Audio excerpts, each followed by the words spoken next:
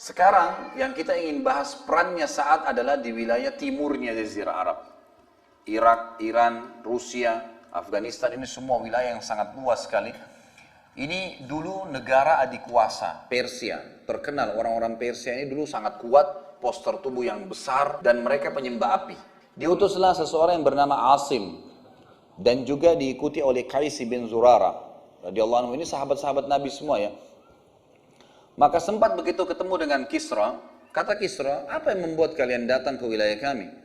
Membawa pasukan kalian ke sini. Kata Asim, dan di sini keluarlah sebuah hukum syar'i berhubungan dengan jihad. Dia mengatakan kami datang ke sini untuk menerapkan hukum Allah pencipta langit dan bumi. Kalau kalian menerima hukum Allah itu, agama Allah itu, kami tinggalkan kalian dengan kerajaan kalian. Dan kami cuma meninggalkan kitabullah dan sunnah nabinya. Itu saja. Artinya kami tidak akan ganggu. Yazdajar, kau tidak akan jatuh dari jabatanmu. Karena memang begitu dalam Islam. Pemimpin perusahaan pun kalau masuk Islam, tetap dia dengan perusahaannya. Raja negara tetap jadi raja. Tapi dia sudah mengubah prinsip hidupnya, pedoman hidupnya kepada Al-Quran dan Sunnah.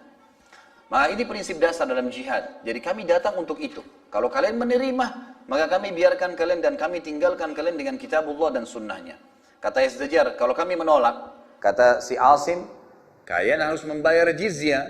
Lalu dia mengatakan, kalau kami menolak, kata Asim, kepalamu akan melayang dengan pedang-pedang kami. Kalimat yang tidak pernah Yazdajar dapat ancaman seperti itu.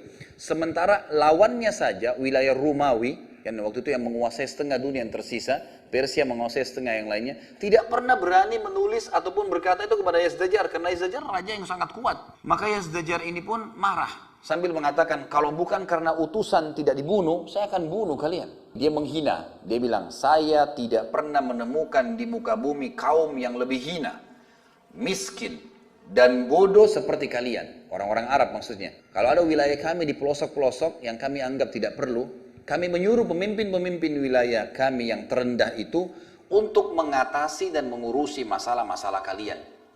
Kalau kedatangan kalian kepada kami karena kalian gurur ini percaya diri yang berlebihan, maka kalian salah tempat. Dan kalau kalian karena kelaparan, maka kami berikan kalian makanan dan menunjuk salah satu dari kalian untuk menjadi raja kalian, lalu kemudian kami berikan kepada kalian pakaian, makanan, sudahlah, pulang aja. Maka Qais bin Zurarah radhiyallahu anhu, sahabat Nabi, nggak bisa tahan. Maka dia mengatakan, wahai Yazdajar, apa yang kau ucapkan tadi? Benar, kami adalah kaum yang sangat terhina. Kami kaum yang sangat rendah. Sebelum diutusnya Nabi Allah kepada kami. Tapi sekarang setelah Nabi Allah datang, Allah muliakan kami dengan agamanya. Kami mulia hidup di atas ajarannya. Dan kami akan menerapkan agama ini sampai kami mati atau kalian yang mati. Maka pulanglah mereka ini. Lalu kemudian Yazdajar ini penasaran. Dia kirim surat, dia sampaikan kepada Rustum. Rustum ini panglima perangnya dia. Rustum ini ahli perang. Bertahun-tahun, sudah puluhan tahun, itu selalu memenangkan peperangan melawan Rum. Pasukan yang sangat kuat pada saat itu. Lalu dia tahu strategi dan dia tahu orang perang. Orang yang perang itu sangat sulit dikalahkan kalau penuh dengan semangat. Rustum mempelajari pribadi-pribadi orang-orang muslim ini, itu penuh dengan semangat perang. Memang mau mengalahkan. Dan ini pasukan yang sulit untuk dikalahkan. Lalu saat pun menerima surat dari Rustum, minta kirim orang kepada saya. Saat kirim Mughirah bin Syu'bah radhiyallahu anhu, sahabat Nabi yang mulia, Mughirah datang. Negosiasi, Rustum mau tahu nih, apakah semua orang muslim sama, tawarkan Islam, kalau tidak jizyah, kalau tidak perang. Datang Al-Mughirah sama aja. Rustum penasaran, dikirim pulang. Baiklah, utus kepada kami orang lain lagi, seminggu kemudian.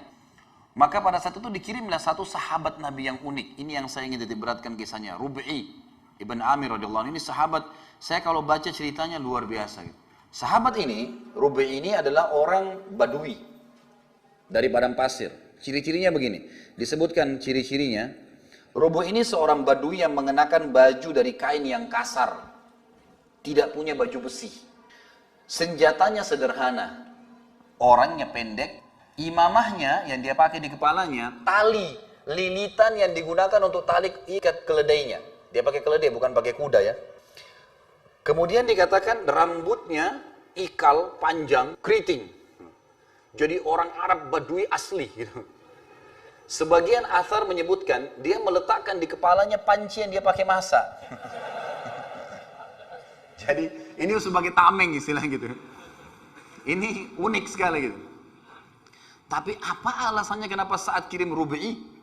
Ternyata kasusnya adalah satu lagi, karena masalah keyakinannya. Jadi saat mengirim ini bukan orang-orang yang gampang negosiasi, gampang terpengaruh dengan harta atau wanita. Dan subhanallah, Allah berikan taufik saat memilih Rubi'i tepat setelah Al-Mughirah. Jadi ternyata pada saat Al-Mughirah pulang tadi, Rustum memerintahkan, dia bilang saya akan undang satu orang lagi di antara mereka untuk memastikan apakah sama konsepnya.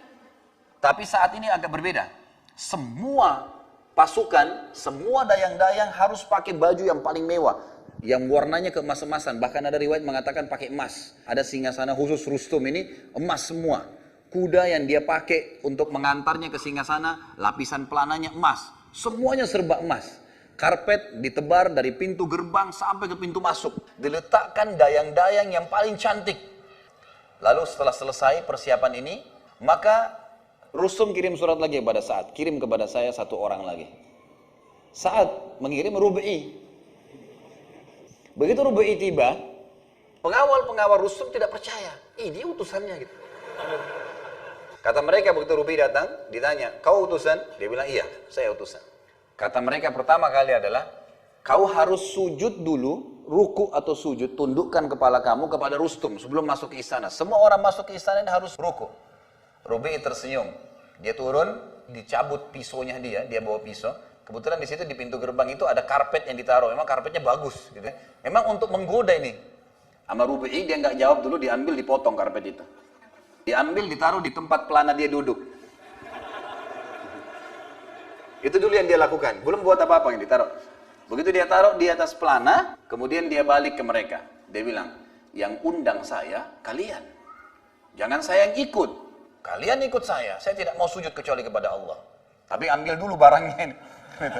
Menunjukkan penghinaan. Ini bukan mencuri ya, tapi ini memang peperangan, ini lain. Gak mau ruku ini orang, gak mau tunduk. Dan ini orang Arab Badui, orangnya keras-keras susah. Mau disuruh bagaimana kalau kita bunuh, gak berhasil targetnya. Karena target kan mau diperlihatkan di dalam, dayang-dayang, emas, segala. Mau digoda nih ceritanya gitu. Sudah kata Rustum begini aja. Pintu gerbang, kalau dia nanti kamu bukain sedikit saja. Supaya dia kalau masuk, dia harus tunduk. Harus dibuat, buat begitu. Rubi'i subhanallah, Allah kasih kecerdasan. Dia lihat, dia sudah tahu. Oh tadi perintah suruh ruku, ini disuruh ruku juga ini. Rubi'i buat unik, dia turun dari keledainya, dia balik dirinya, dia balik keledainya, lalu dia masuk dengan pantatnya. Jadi dia sama keledainya ditarik sama dia, masuk mundur. Jadi tadinya dia disuruh ruku, dia malah hinain Rustum gitu. Udah dia masuk, setelah masuk pintu gerbang, dibalik keledainya dinaik di atasnya. Ini biasanya keledai ditaruh di depan. Ini nggak dipakai sama dia, masuk. Jadi karpet yang tebal ini diinjak sama dia, diinjak sama keledainya ya. Keledai dalam kondisi kotor ini, dan jalan. Setiap dia lewat, tombaknya ditarik-tarikin di atas karpet tuh. Jadi sobek-sobek karpetnya. Wah, dia jalan terus ditarik. Ini pemandangan ini disaksikan oleh orang-orang, tapi mereka tahu Rustum tidak instruksikan suruh bunuh, ini nggak bisa dibunuh orang ini, utusan. Begitu dia masuk, dibukain pintu gerbang, singgasana di sana ada Rustum duduk. Kiri kanan ini banyak bantal-bantal, permadani, bagus-bagus gitu. Rubi'i turun dari keledainya, ini dia lihat Rustum di sana nih. Dia turun, dirobek-robek sama dia bantal itu. Ternyata ada satu hikmah di sini ya. Saya tidak tahu pada saat itu Rubi'i radhiyallahu anhu tahu atau enggak apa yang dia lakukan, tapi dia seperti seakan-akan dapat isyarat kalau memang ini untuk membuat fitnah bagi dia. Dan untuk menunjukkan seakan-akan begini, orang-orang Persia ingin tunjukkan ini kekayaan kami. Kami kaya raya, kami bisa mengalahkan kalian. Dan Rubi'i ingin membalas itu mengatakan ini nggak ada nilainya di depan mata saya. Kesannya begitu. Tapi apakah poin itu Rubi'i berpikir atau tidak? Allahu alam. Tapi saya tangkapnya dari kisah seperti itu. Jadi dia lakukan itu sebenarnya untuk menunjukkan kalau ini emas apapun yang kau taruh tidak ada apa-apanya. Dia lewat menuju ke Rustum, jalan di atas keledai sambil merusak tadi karpet sampai depan Rustum. Kiri kanan perempuan daya-daya yang cantik gak ada yang dilihat sama dia. Rustum tanya, kenapa kalian datang? Kata Rubi'i, kami datang untuk mengeluarkan seluruh yang menyembah makhluk kepada menyembah Tuhannya makhluk.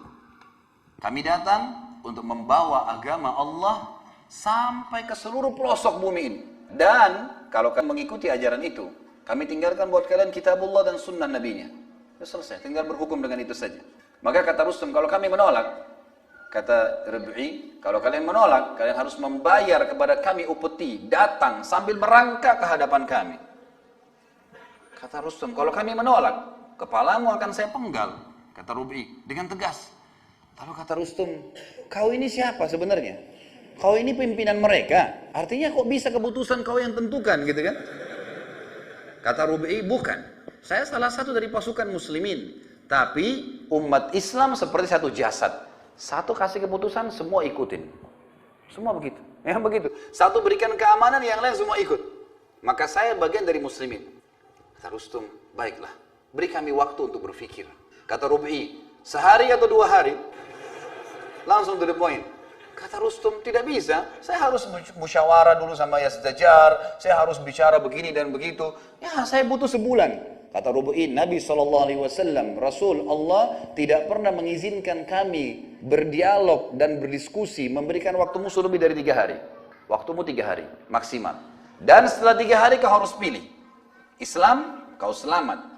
Atau jizyah, terhina, atau kami akan penggal lehermu. Kata Rustum, ini orang luar biasa ini, gitu kan. Ini gimana negosiasi sama orang begini nih? Pokoknya nggak ada A, B, nggak ada. Kata Rustum, baiklah, kami akan berpikir. Pulanglah Rib'i ini, lalu Rustum mulai berpikir, bagaimana ini? Apa yang harus dilakukan? Dia musyawarah sama Yazdajar. Ini betul-betul yang sedang kita hadapi ini bukan main-main ini. Ini orang-orang yang tidak takut mati, tidak terpengaruh dengan harta, dan memang yang dikeluarkan pada saat itu harta-harta yang sangat besar. Oleh Rib'i ditinggalin sama dia. Rustum sudah dikatakan begitu, minta waktu, dia balik. Enggak lihat kiri kanan, keluar sampai pulang. Gitu. Maka setelah musyawarah, Yazdajar bilang tidak bisa kita biarkan, harus perang. Baiklah, ringkas cerita, keluarlah pasukan pada saat itu.